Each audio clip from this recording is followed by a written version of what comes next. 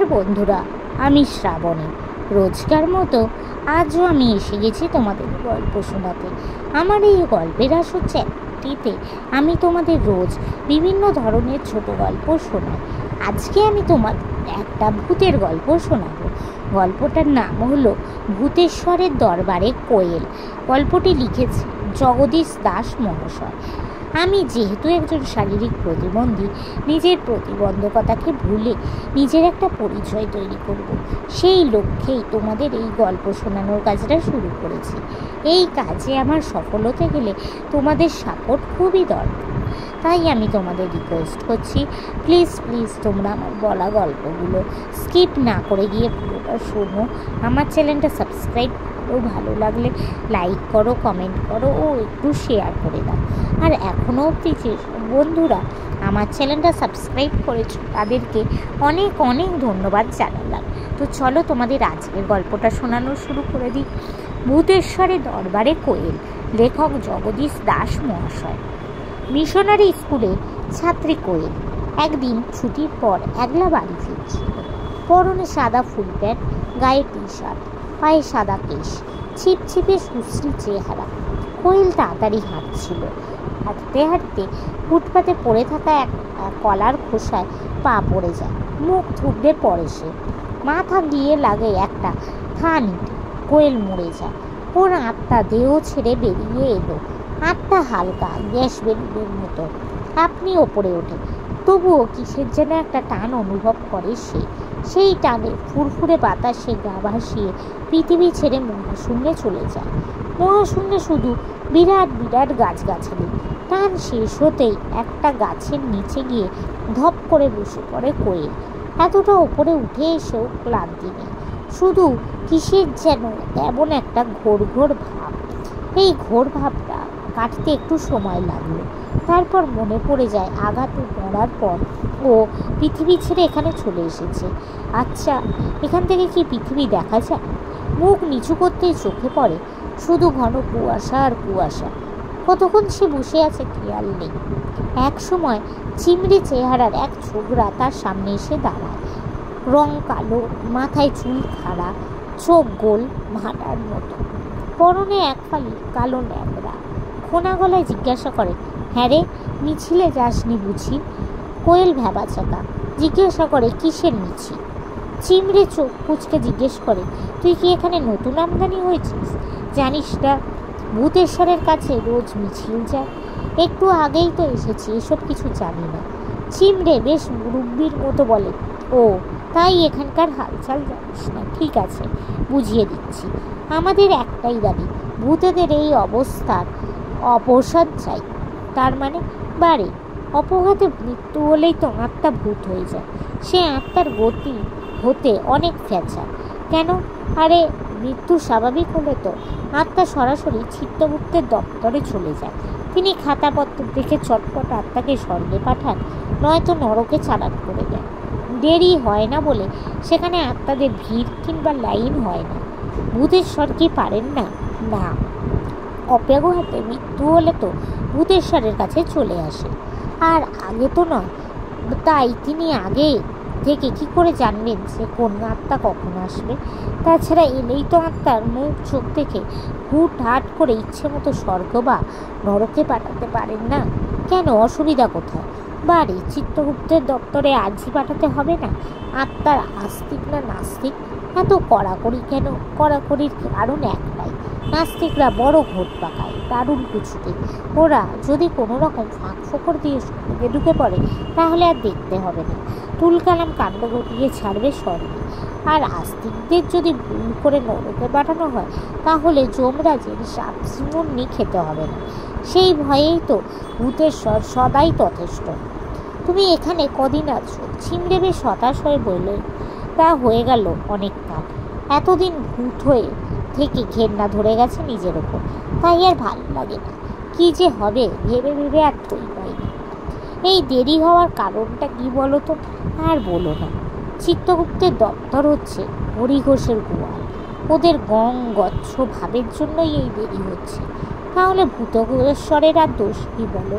চিমড়ে তাচ্ছিল্যের চোখ পাকিয়ে বলে, উনি নিজে গিয়ে আমাদের জন্য তো একটু তদারকি করতে পারেন, কিন্তু তাও করবে না। কোয়েল বুঝে গেছে যে এখানে ওকে অনেক হ্যাপা সামলাতে হবে। কতদিনে যে গতি হবে তার ঠিক ঠিকানা নেই। যাক, ভেবে আর কি হবে, আগে পাতা গোজের একটা ঠাঁই দরকার। জিজ্ঞেসে করে, চারিদিকেই তো ঝোপঝাড় জঙ্গল, এখানে তোমাদের ডেরা কোথায়? ছিমড়ে ঠোঁটলটা দিয়ে বলেন, ভূতেরা তো সব গাছগাছালিতেই থাকে, তুমিও একটা আস্তানা ঠিক করে নাও। মনে মনে আটকে ওঠে কোয়েল। বলো কি, তাহলে তো ঝড় জল ঠান্ডায় কষ্টের পরিসীমা থাকবে না। জিজ্ঞেস করে, তোমাদের অসুবিধা হয় না? হি করে হেসে গড়িয়ে পড়ে ছিমড়ে। আরে থাকতে না থাকতে গা শোয়া হয়েছে। জিজ্ঞেস করে কোয়েল, ভূতেশ্বর কোথায় থাকে? চোখ বড় করে চায় ছিমড়ে। একটু করে ডান হাত তুলে দেখায়। পরিসরে নিয়ে ওই দূরে সাদা পাহাড়ের গুহায় থাকে। গুহাটা খুব সাজানো, ভোগ বিলাসের কত রকম সামগ্রী রয়েছে।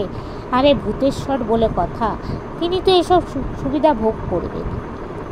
কোয়েলে চট করে মাথায় একটা মতলব এলে যায়। দেখাই যাক না ওকে একটু বাজিয়ে। কি বলেন? আচ্ছা, ভূতেশ্বরের সাথে দেখা করা যায় না? হ্যাঁ হ্যাঁ, সবার সাথেই উনি দেখা করেন, বড় অমায়িক। ছিমড়ে পথ দেখিয়ে দিল। কোয়েল হাওয়ায় গাওয়া ভাসিয়ে সামনের গুহায় গিয়ে হাজির হলো। গুহার মুখটায় 4 জন পা ছড়িয়ে বসে গুলতানি করছে। সবাই মেয়েকে খাটো জোয়ান, চেহারা দেখে বয়স বোঝার উপায় নেই, রং কালো। একজন বেশ মেজাজি গলায় জিজ্ঞেস করলো, কি চাই? আগে ভূতেশ্বরের সাথে একবার দেখা করতে চাই। ওদিকে যাও। কোয়েল গুটি গুটি পায়ে ভেতরে একটা চৌকো চত্বরের কাছে চলে যায়। চত্বরে ফরস পাতা তাকিয়ায় হেলান দিয়ে বসে আছে একটা ফুরফুরে থুরথুরে বুড়ো। সারা মাথায় টাক ঘিরে সরের নুড়ির মতো কয়েক গাছি চুল, গোলগাল চেহারা, থ্যাবড়া নাক, গায়ের রং মিশকালো। তারকেশ্বরের কুমড়োর মতো বিরাট ভুঁড়িটা থলথল করছে, খালি গা। কোয়েলকে দেখে বুড়ি বাজখাই গলায় জিজ্ঞেস করে, কি চাই? প্রশ্ন করতে বোধ ভূতেশ্বর। তবুও নিশ্চিত হওয়ার জন্য দুহাত জোর করে নম্রভাবে কোয়েল বলে, আমি কি পূজ্যবাদ ভূতেশ্বরের সাথে কথা বলছি? বাহ, কথা বলার ধরনটা তো বড় সুন্দর। ভূতেশ্বরে একটু সিধে হয়ে বসে শুধু মাথা নাড়ে। কোয়েল হাত কচলে আবার বললে, কিছুক্ষণ আগে আমি পৃথিবী থেকে এসেছি। কোয়েলের বিনয় ভাব থেকে খুশি হয় ভূতেশ্বর। আপাত মস্তকে একবার চোখ বুলিয়ে অমায়িকভাবে আদেশ দেয়, তাহলে এখানে থাকার ব্যবস্থা ঠিক করে নাও, সময় মতো তোমার ডাক আসবে। ডাক যে কবে আসবে এবং আদৌ আসবে কি না কে জানে, তাই এখানেই একটু ফয়সালা করা দরকার। মাথা চুলকে শান্ত গলায় বলে কোয়েল, আগে আমার একটা আর্জি ছিল। বলে ফেলো তোমার কি আর্জি। এবার কোনো ভনিতে আর না করে একদম সোজাসুজি কোয়েল বলে, দেখুন, আমি আস্তিক না নাস্তিক, তাই স্বর্গে না নরকে কোথায় আবার পাঠানো হবে আগে জানতে চাইছি। আশ্চর্য, শান্ত মেয়েটার বাকির কি ধার! এটুকু বাচ্চা মেয়ে, এত শিয়ানাও আছে। হায় হায়, দিনকাল কত বদলে যাচ্ছে, আরও কত কি যে দেখতে হবে। হাসি মুখে বলে, মানে মানে তুমি ভগবান বিশ্বাস করো না, আবার অবিশ্বাসও করো না? আজ্ঞে হ্যাঁ।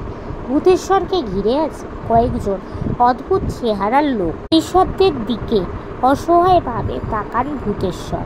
যদি কোনো বিজ্ঞ একটা উপায় বলে দেয়। না, কারোর মুখে কোনো রা নেই, সবাই মুখে কুলু পেটে বসে আছে। এখন কি করবেন ভেবে কুলকিনারা পান না। মুখে বলেন, তা হলে তো তোমায় নিয়ে একটা সমস্যায় পড়া গেল। ঠিক করে হেসে বলল কোয়েল, বলে, আগে সমস্যার তো কিছু নেই। স্বর্গে বা নরকে ঢুকতে গেলে তো নানা ফ্যাগরা, গায়ে মার্কা না থাকলে দূর দূর করে তাড়িয়ে দেয়। তাই চিত্রগুপ্তের দপ্তরে আমার নামটা পাঠাবেন না। বলো কি, তা কি কখনো হয়? কোয়েল এবার বেশ ধমকে বলে, দেখুন, আপনার নিজের কোনো দপ্তর নেই কোনো খাতাপত্র। চিত্রগুপ্তের ওপর আপনাকে নির্ভর করতে হয়। তাই কবে যে আমার ব্যাপারটা ফয়সালা হবে তার কিছু ঠিক নেই, তাই না?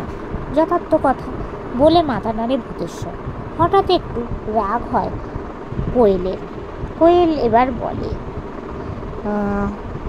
কাল আমি মিছিলের সঙ্গে এসে সকলের সামনে আপনাকে নানা প্রশ্নে জেরবার করে ছাড়ব, আর এও বলবো যে ভূতেদের জন্য আপনি কোনো কাজ করেন না, শুধু তারে নাড়ে করে সময় কাটিয়ে দিচ্ছে। সবশেষে দাবি তুলব, আপনার এই ভূতেশ্বর পদে থাকার কোনো যোগ্যতা নেই। ভূতেশ্বরের কোঁচকানো মুখ আরও কুচকে যায়। এতদিন তো বেশ ভুজুং ভাজুং দিয়ে চলছিল, কিন্তু এই মেয়েটার জ্বালায় শেষমেশ না সবার সামনে নাকাল হতে হয়। বড় শ্বাস ফেলে বললেন, তা কি করতে হবে বলো? কোয়েল বলল, দেখুন, পৃথিবীতে নাস্তিক বলে কেউ মাথা ঘামায় না, সবাই একসাথে মিলেমিশে থাকে, হেসে খেলে কাটিয়ে দেয়, কোনো ঝামেলা নেই। তাই দয়া করে আমায় আবার পৃথিবীতে পাঠিয়ে দিন। এই বয়সে উটকো ঝক্কি ঝামেলা আর ভালো লাগে না ভূতেশ্বরে। পারেও না আজে বাজে হ্যাপা সামলাতে। এমন ঘর জ্বালানির আপদ যত তাড়াতাড়ি বিদায় হয় তবুও তার পরিষদদের একটা মত নেওয়া দরকার। তাই জিজ্ঞাসা করলেন, আপনাদের মতামত কী? এমন ডাহা আওয়াজ পেয়ে পরিষদদের এর আগে চোখে পড়েনি। বাহ বাহ, মেয়ে তো নয়, যেন সিংহী। সবাই ঢোক গেলে আর মাথা নাড়ে। শুধু একজন মিনমিন করে বলে, আপনি যা বলবেন। যাক, বাঁচা গেল, পরিষদদের সম্মতি পাওয়া গেছে। মনের ভাব স্বাভাবিক রেখে বলে, তা এত করে যখন অনুনয় বিনয় করছো, তোমার আবদার তো আর ফেরানো যায় না, তাহলে পৃথিবীতেই ফিরে যাও। হুররে, কি মজা! খুশি চেপে জোরাত করে কোয়েল প্রথমে ভূতেশ্বরকে, তারপর পরিষদদের নমস্কার করে ধীরে ধীরে বেরিয়ে এলো। তারপর হুস করে চলে আসে আগের গাছটা। চারিদিক সুরসারি। এখন চলে গেলে কেউ টেরও পাবে না।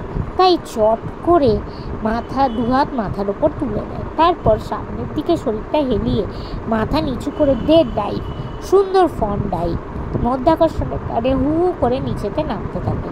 নিমিষে আবার নিজের দেহের মধ্যে গিয়ে ঢুকে পড়ে কোয়েল।